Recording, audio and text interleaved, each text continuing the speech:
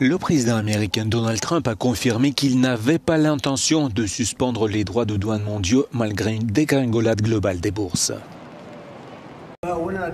Looking at that, we have many countries that are coming to negotiate deals with us, and they're going to be fair deals, and in certain cases they're going to be paying substantial tariffs. À l'issue d'une séance en dents de scie, après que Trump a menacé la Chine de tarifs douaniers supplémentaires, le Dow Jones a clôturé un baisse de presque 1% à la fin de la journée, tandis que le S&P 500 a chuté de 23 centièmes de pourcent, marquant ainsi sa troisième journée consécutive de perte. Le Nasdaq Composite, axé sur la technologie, a gagné 0,1% après avoir fluctué entre pertes et gains à plusieurs reprises au cours de la session. Les plus grands marchés boursiers européens ont tous clôturé en baisse de plus de 4%. Les experts financiers espagnols déclarant qu'il y a de fortes raisons de craindre une récession mondiale après que l'indice IBEX 35 a clôturé avec une baisse de plus de 5%.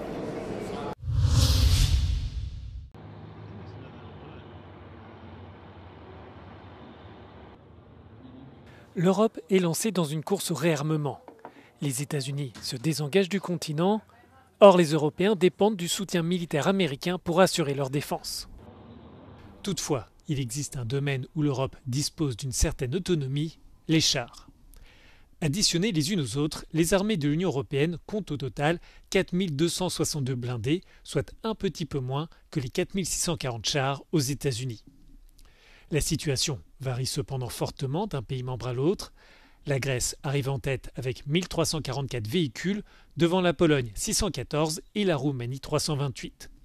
À titre de comparaison, l'Allemagne et la France disposent respectivement de 296 et 215 chars. Si Athènes se distingue à cause des tensions historiques avec la Turquie, Varsovie a étoffé son arsenal pour répondre à la menace russe. Il faut directement tuer dans l'œuf l'idée qu'on puisse être en retard par rapport aux Américains. Nous avons en Europe à la fois les savoir-faire, les bureaux d'études, nous avons les technologies, les recherches scientifiques qui permettent de présenter des matériels qui sont au même niveau que ceux des États-Unis. Le cas des blindés reflète la problématique de l'industrie de la défense en Europe.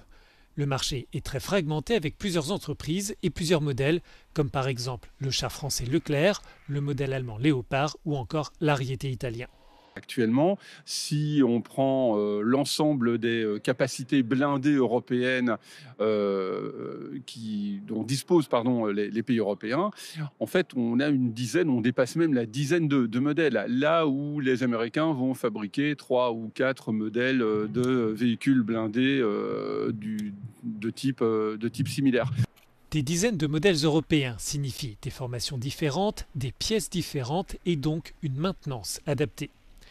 La question d'une standardisation des équipements est évoquée depuis de nombreuses années, mais derrière cette production se cachent des enjeux de souveraineté, d'emploi et d'activité économique que les capitales européennes ne semblent pas prêtes à abandonner.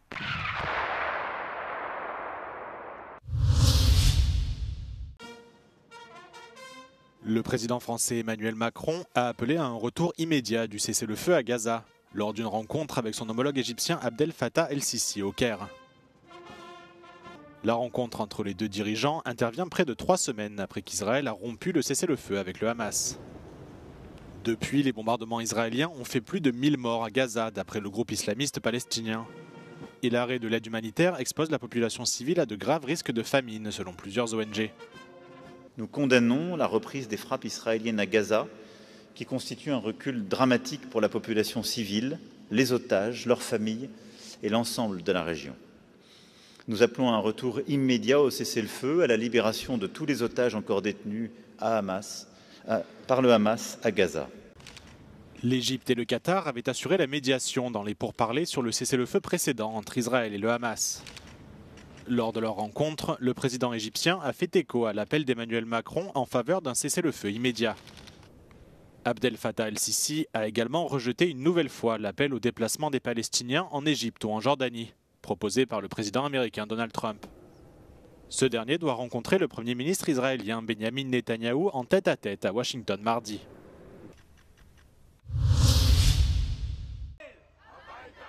Plusieurs dizaines de manifestants se sont rassemblés ce lundi devant le domicile de Benyamin Netanyahou à Jérusalem, appelant à un accord garantissant la libération de tous les otages. Ce rassemblement marque les 18 mois écoulés depuis l'attaque du 7 octobre. La grand-mère d'un otage a saisi cette occasion pour adresser un message au Premier ministre israélien.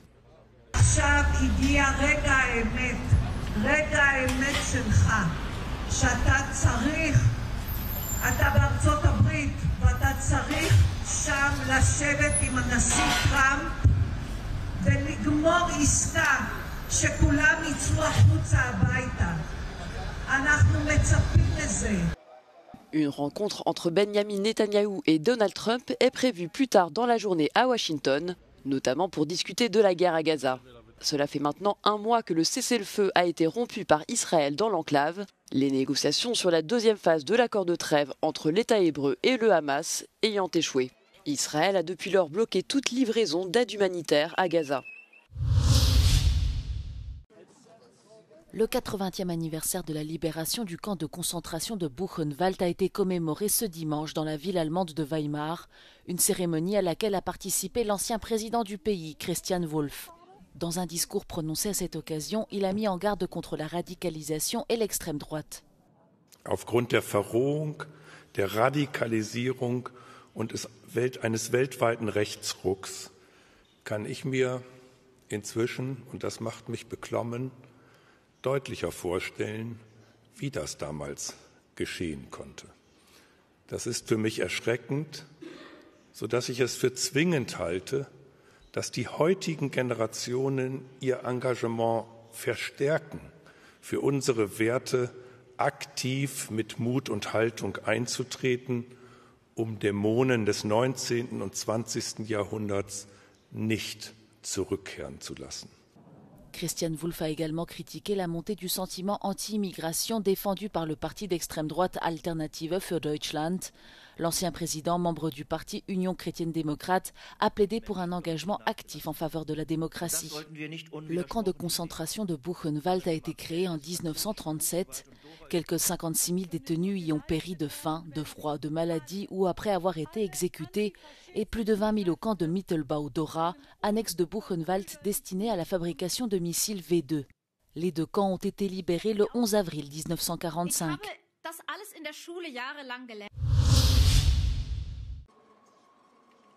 Comment répondre aux droits de douane américains ?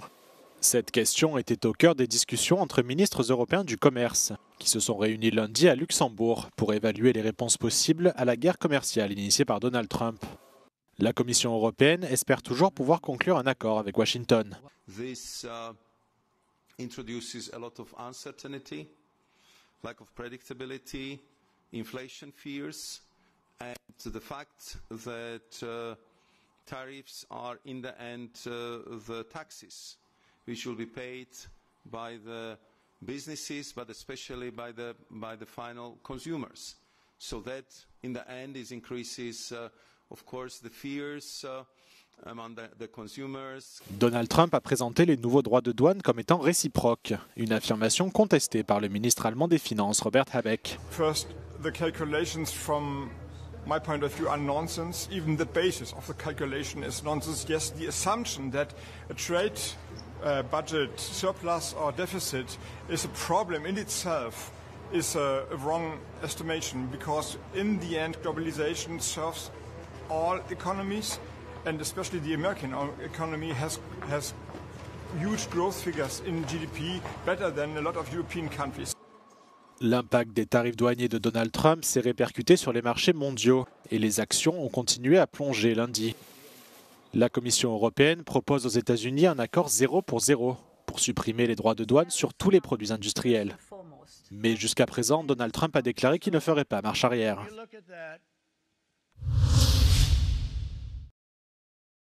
Des fluides corporels remontent du sol dans un champ à Egyeshalom, une ville située dans l'ouest de la Hongrie, à quelques kilomètres de la frontière autrichienne. C'est ici que plus de 3000 bovins ont été enterrés ces derniers jours, tués ou abattus suite à l'épisodie de fièvre afteuse. Des vidéos du phénomène ont fait leur apparition au cours du week-end sur les réseaux sociaux et ont été rapidement partagées par des milliers de personnes. Première victime, les habitants du village et notamment Laszlo New qui vit à quelques encablures du cimetière de bovins. Selon lui, depuis quelques jours, une odeur pestilentielle a envahi le voisinage. Félnek a gyerekek, minden pénzünket beleraktuk ebbe a házba, ez az én szülői házam, ahol a szüleim éltek, mikor kicsik voltunk. A városból ki akartunk szakadni, kijönni ide tényleg, ahogy többen mondták, a csend és a nyugalom helyére, de teljesen el fogják lehetetleníteni számunkra az itt élhetést. La police est venue chercher Laszlo juste au moment où nous étions là. Il a été emmené pour être interrogé au sujet de la vidéo qu'il dit ne pas avoir filmée lui-même. Il a été rapidement relâché. Il en appelle au ministre de l'Agriculture hongrois car les habitants craignent que les carcasses ne contaminent les puits creusés dans la zone. Les habitants des environs immédiats ne sont pas les seuls à s'inquiéter. A dögtemetőhöz legközelebbi településen, Hegyeshalmon vasárnap rendkívüli ülést tartottak a polgármesteri hivatalban a közösségi médiába feltöltött videók miatt. Le maire de la ville s'est adressé aux autorités à ce sujet et espère que la situation actuelle n'est que temporaire. Úgy gondolom, hogy itt ez a munka nem fejeződött be, hanem egy munkaközi folyamatban készült egy videó, amiben látszik az valóban, hogy ott nincs befejezve teljes mértékben a földelés. La zone autour du cimetière est désormais surveillée par une société de sécurité et toutes les voitures sont priées de faire demi-tour. Le ministère de l'Agriculture a publié une déclaration en réponse aux vidéos. Selon le vétérinaire en chef national, tout est fait conformément à la réglementation et le phénomène de décomposition visible sur les images est inévitable en raison du grand nombre d'animaux tués. Selon le communiqué, la fosse ne sera définitivement recouverte que dans quelques jours.